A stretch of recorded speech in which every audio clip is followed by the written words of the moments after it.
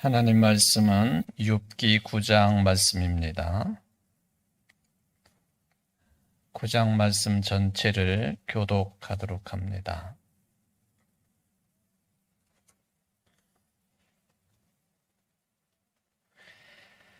욥이 대답하여 이르되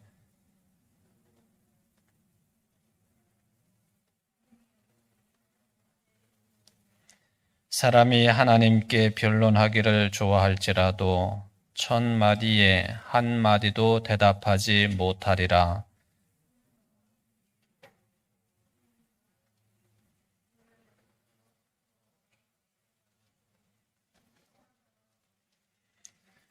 그가 진노하심으로 산을 무너뜨리시며 옮기실지라도 산이 깨닫지 못하며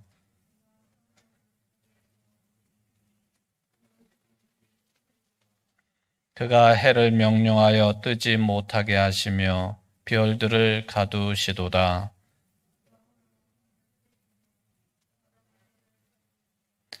북두성과 삼성과 묘성과 남방의 밀실을 만드셨으며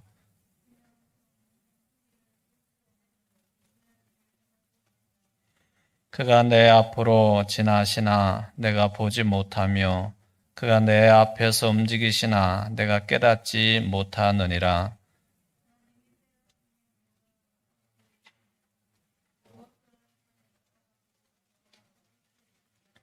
하나님이 진노를 돌이키지 아니하시나니 라합을 돕는 자들이 그 밑에 굴복하겠거든.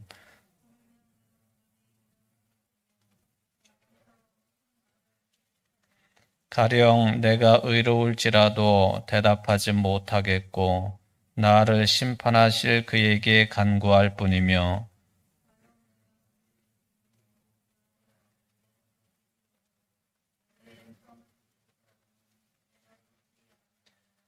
그가 폭풍으로 나를 치시고 까닭 없이 내 상처를 깊게 하시며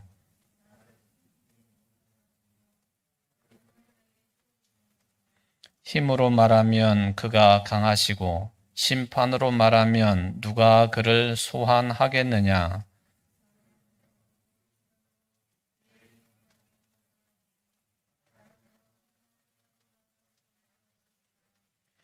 나는 온전하다마는 내가 나를 돌아보지 아니하고 내 생명을 천히 여기는구나.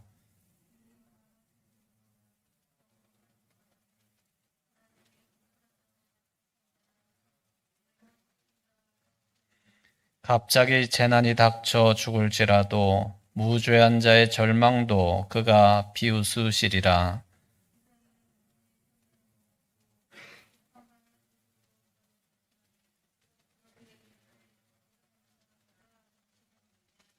나의 날이 경주자보다 빨리 사라져 버리니 복을 볼 수 없구나.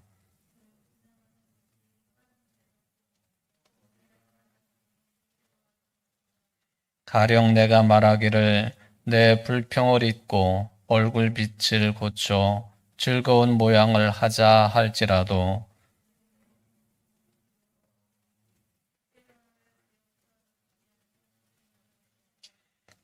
내가 정죄하심을 당할진대 어찌 헛되이 수고하리이까.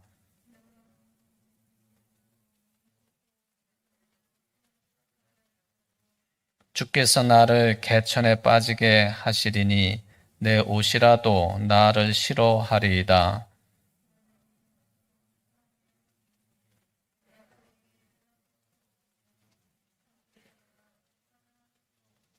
우리 사이에 손을 얹을 판결자도 없구나.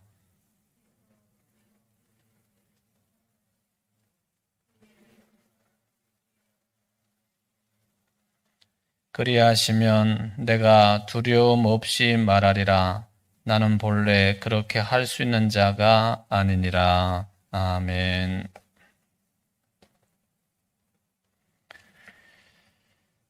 오늘 욥기 9장 말씀을 이제 두 번째 다루고 있습니다. 지난 시간에 여러 가지의 말씀을 드렸는데 그 중에서 뭐 솔직히 우리가 이제 만물의 영장으로서의 삶을 영위하고 있지만 만물의 영장뿐만 아니라 모든 미물에 이르기까지 이 땅 위에 존재하고 있는 생명체들, 이게 참 연약한 존재들이라고 하는 생각을 거둘 수가 없는 것이죠. 우리 모든 피조물 세계가 하나님의 창조로 말미암아 탄생된 것은 분명한데, 그럼에도 불구하고 우리 인간들을 포함해서 모든 피조물 세계가 하나님이 쓸어 가시면 그렇게 쓸려 나갈 수밖에 없는 것이고, 하나님께서 없이 하시면 없어질 수밖에 없는 것들이고, 하나님께서 치워버리시면 또 치워짐을 당할 수밖에 없는 그런 연약한 존재들이다라고 하는 것을 생각을 해보았습니다.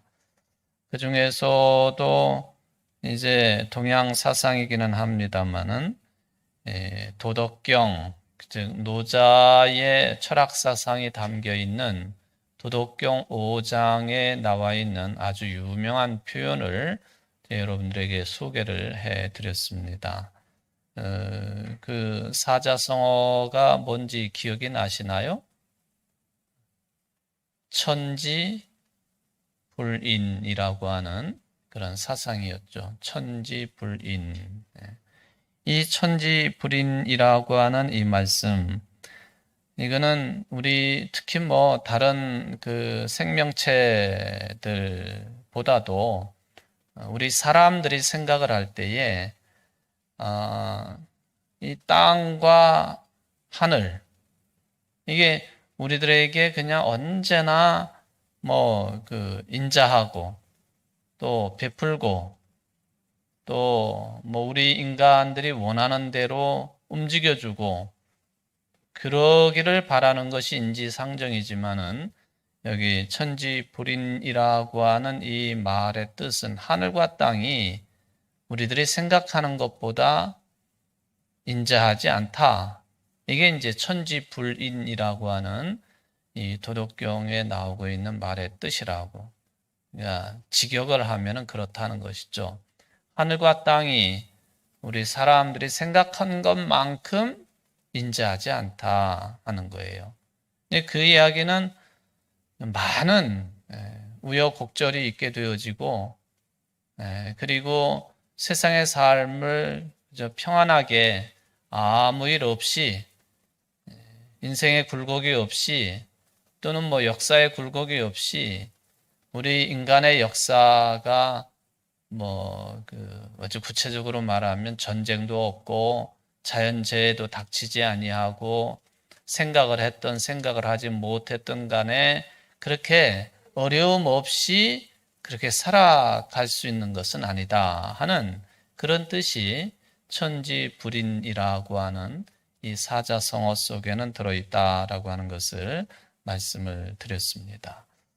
그래서 욥이 생각할 때에 뭐 전적으로 뭐 그렇다라기보다도 욥 자신도 그런 상황 속에 떨어져 있으면서 이게 하나님이 정말 정의로우신 분이신지, 하나님이 정의로우신 분인가 하는 그 질문은요, 하나님께서 하시는 일이 다 옳으냐, 이 질문과 똑같은 거예요. 욥이 이제 그런 그 생각을 가지고 지금 두 명의 친구들의 충고, 또 유대교의 그 지혜 사상에 근거를 한 현재 욥에 대한 평가, 너가 지금 이렇게 된 것은 죄를 지어서 그렇게 된 것이니까 빨리 회개하고 하나님께 돌아서야 된다. 그게 정답이다라고 계속 강요하고 있는 엘리바스와 빌닷의 그 충고에 대해서 욥이 많은 그 생각을 하게 되고, 또 이 두 사람의 충고에 전적으로 동의하지 않습니다. 그리고 솔직하게 말하면 내가 뭐 잘못한 게 뭐 있느냐. 말하자면 하나님께서도 인정하신 것처럼 욥이라고 하는 사람은 매사에 흠잡을 데가 없었던 사람이에요. 여기 두 명의 친구들이 그랬던 것처럼 그 율법이나 유대교의 근간을 이루고 있는 지혜 사상에 철저했던 사람. 하나님께서도 이욥을 아주 충만하게 인정을 하시지 않았습니까? 심지어는 그는 동방의 의인이었다. 의인의 반열에까지 올라서기에 부족함이 없었던 인물이 욥이었다 하는 그런 이야기가 되겠습니다. 그런 사람이 이게 말하자면 까닭 없이 엄청난 환난, 고난 가운데 놓이게 되니까 야, 하나님이 정말 하시는 일이 옳은 거냐? 하나님이 정말 정의로우신 것이냐? 확 내뱉는 것은 아니지만은 친구들의 그런 충고에 의해서 반응을 보일 때에 그런 뉘앙스의 반응을 계속 보이고 있다는 거예요. 하나님은 정의롭지 않으신 분 같다. 하나님이 하시는 일이 다 옳은 것 같지 않다. 그럴 바에는 내가 그동안에 이 하나님을 철두철미하게 믿었고 의지하고 그 하나님께로부터 인정도 받았던 인생인데 내가 그동안에 이런 하나님을 믿었단 말이냐. 차라리 내가 목숨이 끊어지는 것이 헐 낫겠다.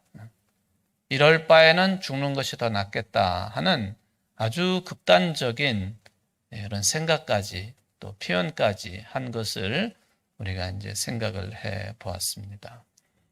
물론 이제 욥의 이러한 태도가 옳은 반응은 아닙니다. 욥은 하나님이 옳으냐 그러냐 하는 이런 데까지 이르러서 하나님이 옳지 않은 것 같다. 그렇게까지 이제 생각을 하게 되었습니다만은 여기서 하나 우리가 반드시 짚고 넘어가야 될 내용이고 또 지난 시간에 마지막으로 제가 언급을 한 내용입니다만은 인간에 대한 생각입니다. 인간이 우리 사람이 옳고 그름을 판단하는 경우가 참 많지 않습니까? 여러분들이 여러분 자신을 놓고 판단할 때에도 생각할 때에도 나는 옳고 상대방은 그르고 항상 그런 생각에 사로잡히지 않습니까? 그리고 맞다 틀리다 하는 이 구도 속에 우리는 언제나 존재하고 있다는 것이죠. 내 생각과 내 판단과 내 행실은 맞는 것이고 그에 비해서 상대방이나 또는 모든 사람들은 다는 아니겠지만은 내가 주로 상대하는 사람들 자세히 살펴보면은 이게 내 경험상으로 보면은 저 사람들은 틀렸다. 그렇게 이제 판단하는 경우가 많다는 것이죠. 요즘에는 좀 더 넓게 우리가 이런 부분들을 사고의 폭을 넓히고 또 상대방을 무조건 그러다고 말하는 것, 그걸 넘어서야 된다라는 이야기를 많이 듣습니다. 틀린 것이 아니라 다른 것뿐이지 그 이야기죠. 내가 어떻게 어떤 사람을 틀렸다라고 또 그러다고 옳지 않다고 판단할 수 있겠느냐. 이 말은 곧 무슨 뜻이냐 하면은 인간은 근본적으로 옳은 것을 모르는 존재다. 그런 이야기예요. 욥기 또 욥의 친구들 두 사람의 충고에 대한 반응을 우리가 보면서 더군다나 사람에 대한 평가를 넘어서서 하나님이 옳으냐 그러냐 하는 데까지 생각에 이르렀다라고 볼 때 아주 이건 심각한 문제거든요. 하나님이 정의로운 분 같지가 않다. 정의롭지 못한 분 같다 하는 그런 이야기죠. 하나님이 옳지 않은 것 같다. 하나님은 그런 분 같다. 일을 틀리게 하시는 분 같다. 예. 그런 생각을 가지고 있는 이 욥을 볼 때에 이제 뭐 제가 목사이기도 하지만 또 성경의 전체적인 흐름에 비추어서 볼 때에 그렇다면 욥을 비롯한 모든 인간들이 근본적으로 옳고 그름을 잘 알고 있느냐? 옳음이 무엇인지를 제대로 파악하고 있느냐? 그런 질문을 던져보게 된다는 것이죠. 이거는 욥을 보고서 던지는 인간 전반에 관한 그런 생각인데 뭐 다른 사람 생각할 것 없이 나를 향해서 이런 질문을 던져봐야 되는 거예요. 내가 근본적으로 옳은 것이 무엇인지를 알고 있는지. 근데 항상 보면은 내 주관대로 판단하거든요. 내 주관이 뚜렷한 것 당연히 중요한 문제입니다만은 그는 스스로에게 그것을 자꾸 적용을 해야지 그 내 주관과 내 그동안의 경험과 체험과 생각과 판단을 다른 사람에게 그대로 똑같이 적용을 해가지고 그러니까 내 경험으로 봐서는 당신은 그런 거야. 내 신앙관으로 볼 때 당신은 옳지 않은 거야. 그런 거야. 이런 판단들이 정말로 사실일 수 있느냐? 욥의 이런 하나님에 대한 반응, 또 두 친구들에 대한 반응을 우리가 깊게 생각하면서 이런 점까지 점검할 수가 있는 내용이 욥기서 전체다 하는 것이죠. 무엇이 옳은지 그렇다는 거예요.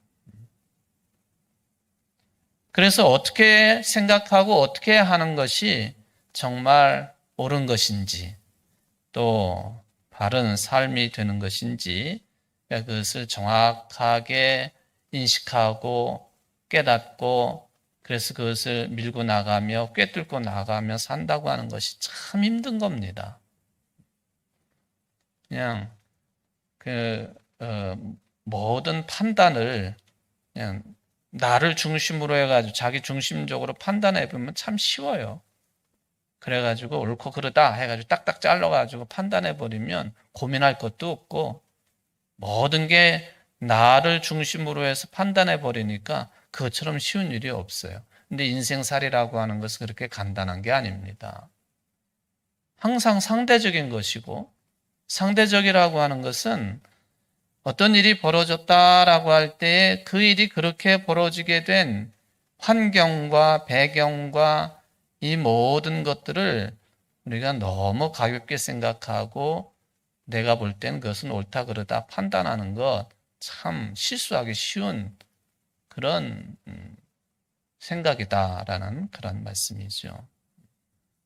그래서 마지막에 그렇다면은 뭐 옳고 그름도 제대로 판단할 수가 없고 하나님을 믿어도 마찬가지고 내가 참 깊은 신앙의 삶에 들어간 사람 같은데 그럼에도 불구하고 내가 기도하면서 믿음을 가지고 판단한 것도 정말로 옳은 건지 그런 건지 그거 구별하기가 쉽지 않고 하나님을 왜 믿습니까?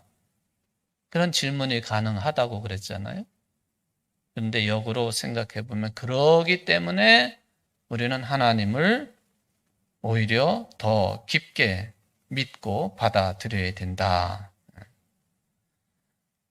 내가 예상하는 방식이 아닌 그리고 내가 이해할 수 없지만은 하나님께서 하시는 방식이 최선이다. 최고다. 그게 바른 것이다 하는 신앙관을 가지고 하나님을 더 열심히 섬기고 믿고 그 뜻을 추구하고 삶에 적용해야 될 필요성이 그렇기 때문에 더 있는 것이다 하는 그런 말씀을 마지막에 드렸습니다. 그리고 그렇게 살아가려고 애쓰는 그 삶의 모습을 보고 그것이 신앙이라고 말하는 것이고 그렇게 살아가는 사람을 보고 신앙인이라고 이제 칭하는 것이다. 물론 그냥 모두 다 그냥 믿는다고 하니까 교회를 출석한다고 하니까 믿는 사람이고 또 생각하고 살아가는 것을 신앙이라고 말할 수도 있겠습니다만은, 그래서 한편으로 보면은 신앙의 삶을 이루어 간다고 하는 것이 결코 이게 뭐 쉬운 일은 아니다 하는 것을 솔직하게 제 말씀을 드릴 수가 있겠습니다. 그래서 자꾸만 성경을 읽어야 되고, 읽되 내 주관대로 읽는 것이 아니라 성령님의 안내를 받아가지고 성경도 읽어야 되는 것이고, 기도도 해야 되는 것이고, 또 공부도 해야 되는 것이고, 또 설교도 듣는 것이다 하는 그 말씀입니다. 이게 이제 지난 시간에 9장의 구체적인 내용을 들어가기 전에 전반적인 내용을 이렇게 말씀을 드렸습니다. 오늘 이제 이어서 욥기 9장을 한번 보도록 하겠습니다. 이 욥기 9장도 다른 장과 비슷하게 이제 뭐 성경책에 그것이 구분되어 있는 것은 아니지만은 네 단락 정도로 나누어서 생각을 해볼 수가 있겠습니다. 그 중에 첫 번째 단락이 1절부터 10절까지라고 생각을 해볼 수가 있겠습니다. 그 중에 이제 여러분 2절 말씀을 보면, 제가 그 9장에 구체적으로 들어가기 전에 욥이 하나님에 대해서 어떤 생각을 했느냐 하는 그 이야기를 좀 장황하게 드렸는데, 2절 내용이 바로 그런 거예요. 2절 한번 여러분들 보십시오. 진실로 내가 이 일이 그런 줄을 알거니와 인생이 어찌 하나님 앞에 의로우랴 라고 하는 그런 표현을 해주고 있습니다. 의롭다라고 하는 문제, 옳고 그르냐라고 하는 그런 문제, 여기에 나와 있다고 하는 것입니다. 이게 이제 물론 욥이 한 이야기입니다만은, 욥이 이런 내용을 적극적으로 수용을 해가지고 이 표현을 다시 사용을 했다. 뭐 두 번째 친구의 이야기를 듣고 하는 말입니다만은, 그건 아니에요. 실제적으로 욥의 생각을 드러냈다기보다는 친구들이 하는 이야기를 끌어다가 하는 거예요. 그러니까 엘리바스나 빌닷의 주장이 바로 이 2절에 들어있다. 하나님 앞에서 누가 의롭냐? 누가 의롭냐? 그러니까 너 잘못한 거 있지 않냐? 회개하라. 그 이야기예요. 이게 2절이 이제 그렇게 이제 해석을 해볼 수가 있는 거예요. 그래서 욥이 그래, 네 말이 맞다. 네 말이 맞아.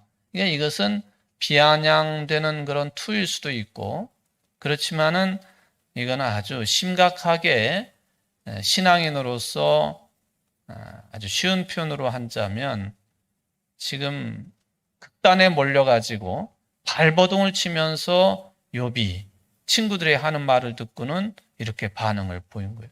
그래, 네 말이 맞다. 맞다.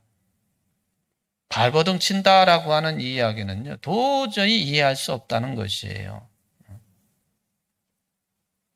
네가 한 말이 맞는 것 같기는 한데 난 도저히 이해할 수 없다. 누가 그런 걸 모르냐? 나도 잘 알고 있다. 나한테 가르치려고 하고 있느냐? 그래, 하나님 앞에 의로운 사람은 없어. 네 말이 맞아. 그런데 나는 그런 문제가 아니야. 이게 욥의 태도입니다.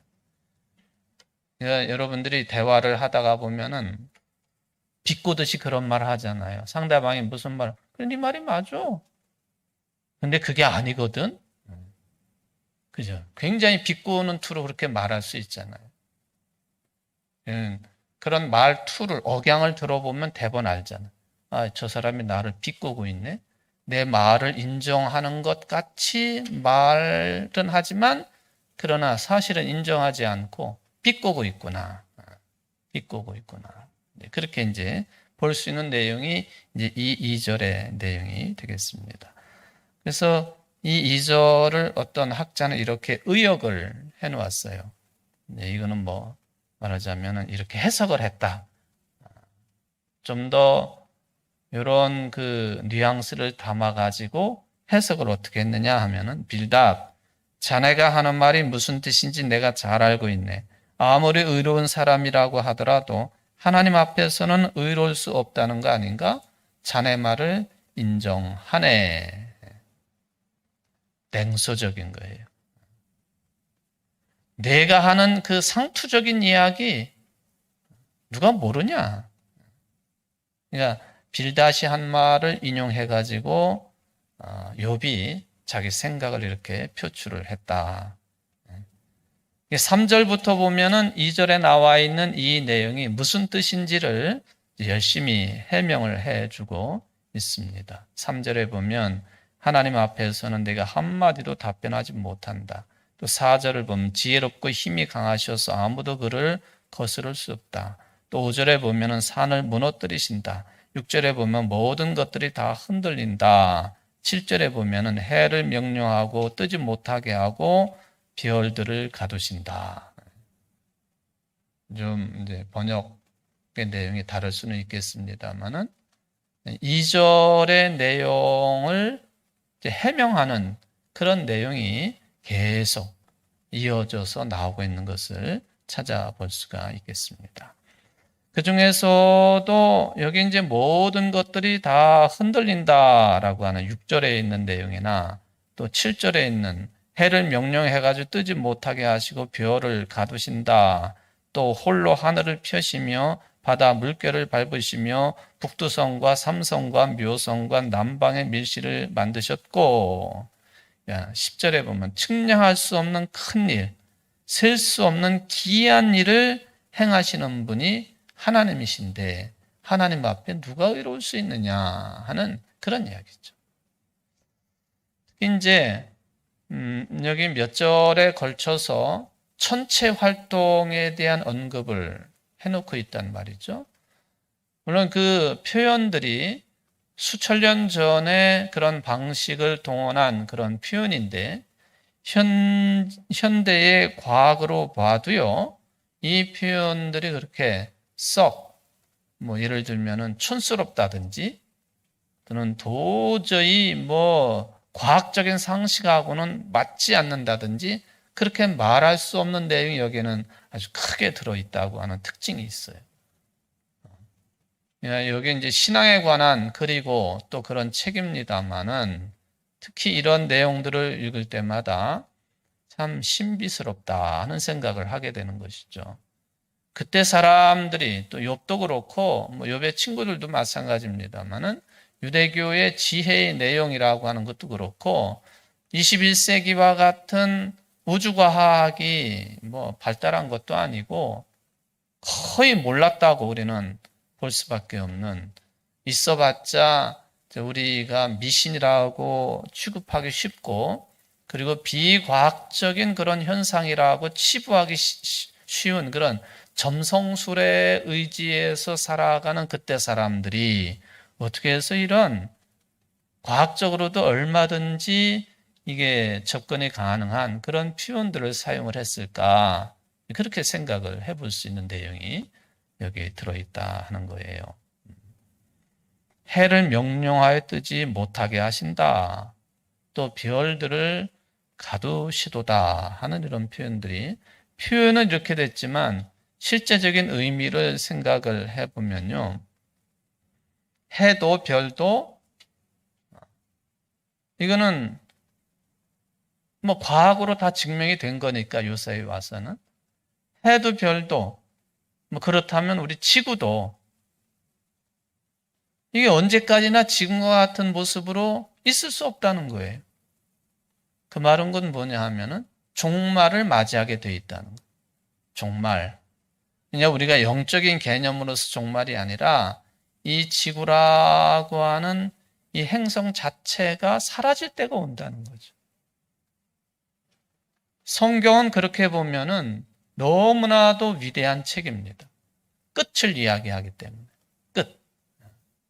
끝의 모습이 어떠냐 하는 것에 대한 이론이 많을 수 있겠습니다만은 그런 거 다 제껴놓고 끝이 있다는 거예요. 끝이.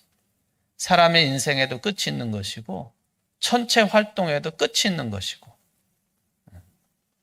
이거를 알아서 이렇게 신앙 고백으로 이야기한 것이지만은 그러나 소름이 끼칠 정도로 정확한 판단이란. 더군다나 이제 우리 지구의 삶에 절대적인 영향을 미치고 있는 태양을 우리가 언급을 한다면 여기 이제 해를 명령하여 뜨지 못하게 하신다 하는 이 표현이 과학적인 표현을 들어서 이야기한다면 시간이 되면은 해도 그게 말하자면 폭발이 일어나든지, 그러니까 이게 좀 저도 충분히 다 이해하는 그런 내용들은 아닙니다만은 저 큰 태양도, 저 뜨거운 태양도 마지막에 가서는 그 부피가 훨씬 더 거대해져 가지고 마치 이제 풍선을 불면은요, 바람을 계속 불어넣으면은 이게 눈을 깜빡이면서 이게 더 불다가는 터지지 이제 그러면서도 불지 않습니까? 요즘 풍선은 그래도 품질이 좋아가지고 잘 터지지 않지만 옛날 풍선은 얼굴만큼만 불었다가는 금방 터져버리지 않습니까? 하여튼 그렇게 불다가 어떤 경우는 뽕 하고 터지는데 태양도 그렇다는 것이죠. 큰 붉은 거성으로 그렇게 엄청나게 부피가 불어났다 그게 완전히 와해가 되는. 글쎄 그게 언제쯤 그럴 것이냐. 과학자들은 앞으로 45억 년 뒤쯤 가능하다 그렇게 얘기해요. 45억 년 뒤쯤에 가능하다. 45억 년이라고 하는 시간은 이 지구가 탄생해서 지금까지의 시간이라고 볼 수가 있겠는데, 그러니까 우리 시대하고는 아무 상관이 없는, 여러분들이 언제 하나님의 부르심을 받을지 모르지만은 아무 상관이 없는 일이에요. 그러니까 그런 일은 벌어지지 않지라고도 말할 수 있지만 아니요. 끝이 있다는 거예요. 태양의 활동도 끝이 있다는 거예요. 그래서 그렇게 부피가 확 늘어나가지고 붉은 거성이 되는, 지금보다도 그 규모가 수십 배 더 커졌다가 그리고는 근처에 있는 행성들을 다 잡아먹고 그게 사라져 버릴 것이다. 다 이제 옆에 있는 행성들, 우리 지구도 그렇게 빨려 들어갈지 모르겠습니다만은 소위 말하면 블랙홀처럼 다 빨아들이는. 그래가지고 이게 한 점처럼 그렇게 변해버릴 수 있다 하는 게 이제 과학자들이 지금 말하고 있는 태양의 미래라고 하는 것이죠. 까마득한 미래에 될 일이지만 어쨌든 무한한 시간이 주어진 것은 아니다 하는 거예요. 여기 해를 명령하여 뜨지 못하게 하고 별들을 가두신다 하는 그 개념이 이제 그렇게 우리가 해석을 해볼 수가 있는 거예요. 하나님께서 이 모든 것들을 처리하신다고 하는 이 통찰, 고대인들에게 이거 신앙적인 통찰입니다마는 과학의 이론과 비추어 볼 때에도 조금도 흠잡을 데가 없는 통찰이니 놀라운 일이라 하는 거예요. 놀라운 일이라.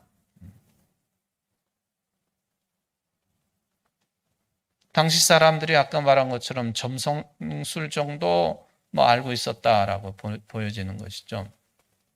예수님의 탄생에 관한 기록을 보게 되면 동방에서 세 사람 박사들이 예수님 탄생을 축하하고 경배하기 위해서 세 가지 예물을 들고 찾아오지 않습니까? 그 사람들이 어떻게 해서 거기까지 왔나요? 별을 보고 온 거예요. 별을 보고. 별 따라온 거예요.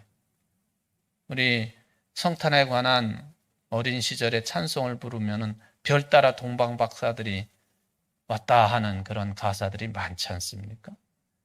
예. 그냥 예수님을 경배하러 온 사람들이라고 하니까 하나님을 열심히 잘 믿고 또 예수를 잘 믿는 사람이라고 일반적으로 생각할 수도 있지만 점성술에 능한 박사들이. 그러니까 그때 당시에는 점성술을 가지고 사람의 운명을 판단하기도 했으니까 또 미래의 운명도 판단하는 것이고 또 나타나는 어떤 그 무서운 일들, 현상들에 대한 해석도 이 점성가들이 중점적으로 하는 것이었기 때문에 박사예요, 박사.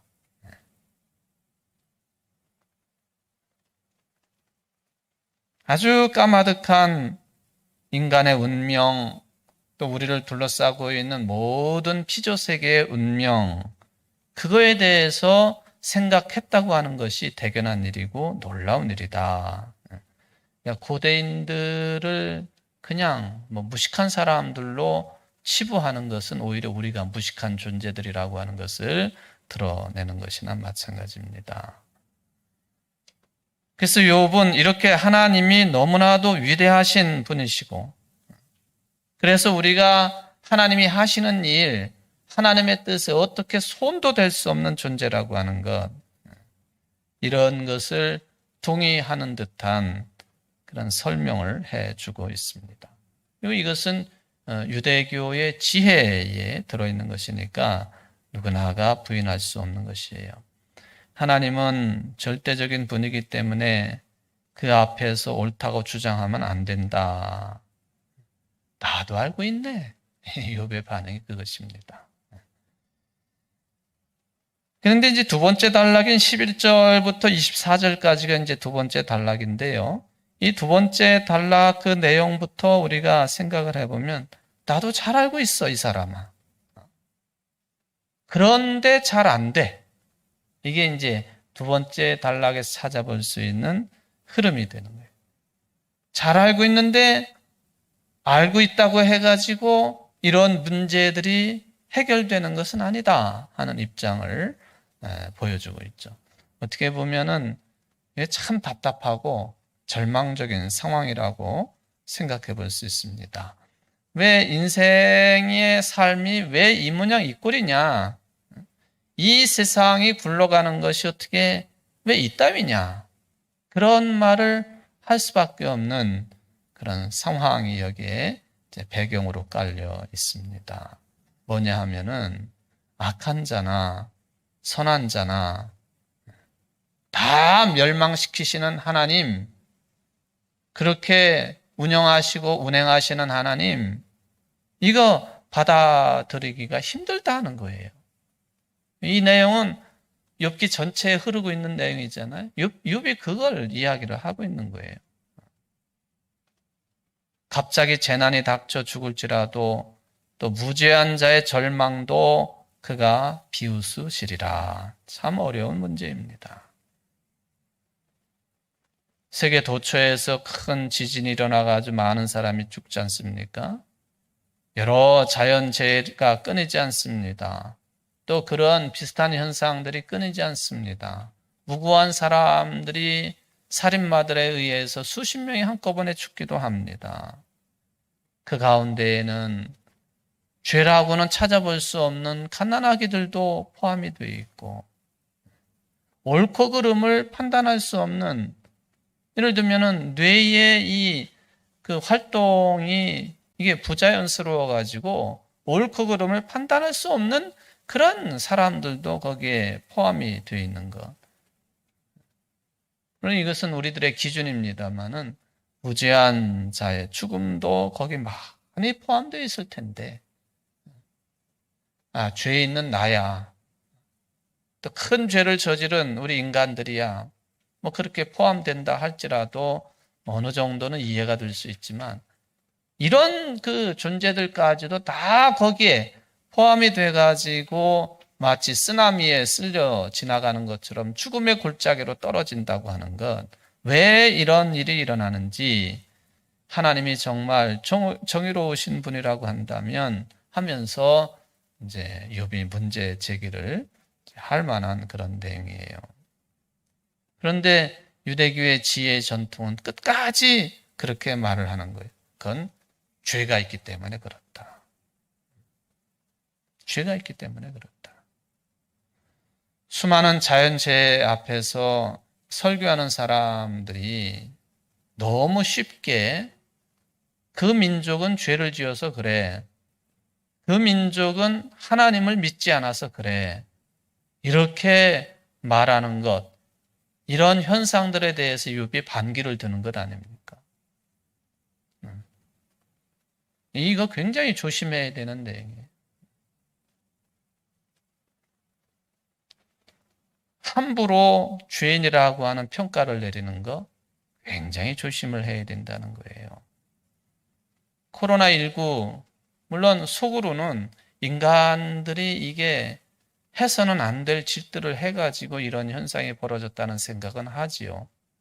근데 만약에 여러분들이 뭐 중국 어디에서 이게 시작이 됐단, 거기 그 중국의 그 사람들 죄를 지어서 그런 거야 하고 판단해버려요. 그러니까 중국이 그냥 발끈해가지고 난리지 않습니까? 아직도 뭐 어디서 이거 시작했는지 그거를 완벽하게 밝혀내기는 참 요원한 일이라고 생각이 되어집니다만은, 죄와 모든 재앙들을 하나님의 심판으로 일치를 시켜가지고 생각하고 판단하고 말하는 거에 우리 몸이 거기에 배어 있다 하는 거예요. 그러니까 욥처럼 그런 그 엄청난 재해 속에 있을 때, 그래서 하나님이 살아계신 건지, 하나님이 정의로우신 건지 질문을 한다는 겁니다. 그렇다고 해가지고 욥이 일정 부분 생각을 가지고 있는 것처럼 하나님이 정의로운 부분, 정의롭지 않냐? 이것도 틀린 이야기죠. 그렇게 생각하는 것도 안 되는 거예요. 그럼 뭐냐 하는 거예요? 이 세상에 벌어지고 있는 수많은 일들을 바라보면서 이것도 아니고 저것도 아니고 뭐냐? 욥기의 결론으로 좀 정리를 해본다면요. 이렇게 우리가 판단할 수 없는 세상 돌아가는 모습을 보면서 어떻게 해야 할까? 유대교의 지혜 전통처럼 잘못했으니까, 죄를 지었으니까 회개해야 된다라고 일방적으로 말하는 것은 문제가 있다고 지금 계속 언급을 하고 있지 않습니까? 그렇다고 해가지고 욥처럼 내가 차라리 죽어버리는 게 좋겠습니다 하고 반항하고 절규하고 뭐 이렇게 하는 것도 옳은 게 아닌 것 같습니다. 그럼 어떻게 해야 되느냐? 욥기 마지막 부분 내용이 그런 거죠. 좀 답답할 수 있겠습니다만은 입을 다물고 기다리는 것뿐이다. 그거예요. 이거 우리가 잘 못해요, 사실. 뭐 이런 엄청난 자연재해뿐만 아니라 나에게 어떤 불이익이 다가오거나 하면은 입을 다물지를 못해요. 반드시 입을 크게 열어가지고 떠들어야 되고 불평을 터트려야 되고 잘잘못을 가리려고 그냥 앞장서기도 하고 그러지 않습니까? 입을 다물고 기다리는 거. 욥기 뒤에 가보면은 욥이 그런 이야기를 하지 않습니까? 내가 알지도 못하면서 너무 많은 이야기를 한 것 같습니다. 내가 알지도 못하면서 너무 많은 이야기를 했습니다. 자꾸만 모든 일에 시시비비를 따져가지고 이건 이렇고 저건 저렇고 믿는 자는 이렇게 해야 되고 저렇게 생각해야 되고, 어떻게 우리가 이 모든 문제들을, 인생의 근본적인 문제들을, 세상사 돌아가는 그 근본적인 문제들에 대해서 완벽하게 해명을 할 수 있느냐 하는 거예요. 사람으로서는 불가능한 거예요. 그러니까 좀 속되게 말하면 입 닥치고 기다릴 줄 알아야지. 이게 욥이 말하고 있는 신앙적인 관점이다. 해명이, 온전한 해명이 불가능하다. 언제까지요?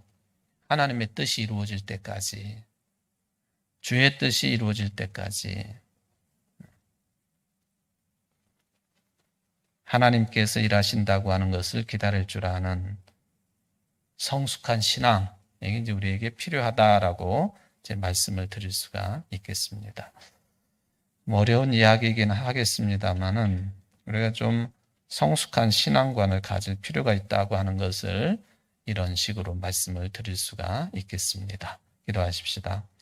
좋으신 하나님 아버지, 우리는 참 성격이 급한 사람들입니다. 그래서 너무 쉽게 판단하고 또 너무 빠르게 입을 열어서 그것을 말을 하고, 그런데 가만히 생각해 보면은 성격이 급하고 입을 열어서 빠르게 말로 내뱉어 버리고 하는 것들이 다 하나님의 뜻에 근거한 것이기라기보다도 내 경험에 의지해서 또 내 신앙의 수준에서 그렇게 하고 있는 것은 아닌지 저희들이 참 두려운 마음을 갖게 됩니다. 아버지 하나님, 욥이 심지어는 하나님의 정의로움이 어디에 있는가? 하나님이 의로우신 분이신가? 이런 질문까지 하게 되었습니다. 그러나 일찍이 좀 욥기의 결론 부분에 들어가 보면은 내가 잘 알지도 못하면서 괜히 말을 했구나. 기다려야 될 것을, 하나님의 뜻이 이루어지는 것을 기다릴 줄 아는 그런 성숙한 사람이 될 것을 후회하는 말이 욥기 뒷부분에 나오는 것을 보면은 그게 해답인 것 같습니다. 주님, 좋은 것은 다 좋은 것대로 그렇게 흘러가지만 뭔가 좀 깊이 생각해야 되고 또 문제가 발생하고 나면은 우리는 왜 그렇게 말을 빨리 하는지요? 또 판단도 왜 이렇게 빠르게 내리는지요? 입을 다물고 기다릴 줄 안다고 하는 것은 신앙적으로 보면은 하나님의 뜻을 구하기 위하여 성경 말씀에 근거해서 성령님의 도우심을 간구하기 위하여 기도하는 태도가 아니겠습니까? 어떤 일이 벌어질 때마다 또 내가 이해하기 어려운 일들이 생길 때마다 하나님, 내 스스로 그것을 판단해 버리고 그리고는 화가 난다든지 또는 상대를 하지 않는다든지 그렇게 하지 아니하고 하나님께 맡기고 하나님의 뜻이 이루어지기를 기도할 줄 아는 우리 모든 성숙한 신앙인들이 될 수 있도록 도와주옵소서. 혹시 미워하는 사람이 있거들랑 나와 생각이 다른 사람이 있어서 마음이 불편하거들랑 기도하면은 기도는 모든 문제를 해결하는 첩경이라고 하는 것을 깨달을 수가 있사오니 우리 모두가 깊게 기도할 줄 아는 오늘 이 자리에 나온 모든 성도들이 될 수 있도록 축복하여 주옵소서. 예수님의 이름으로 간절히 기도하옵나이다. 아멘.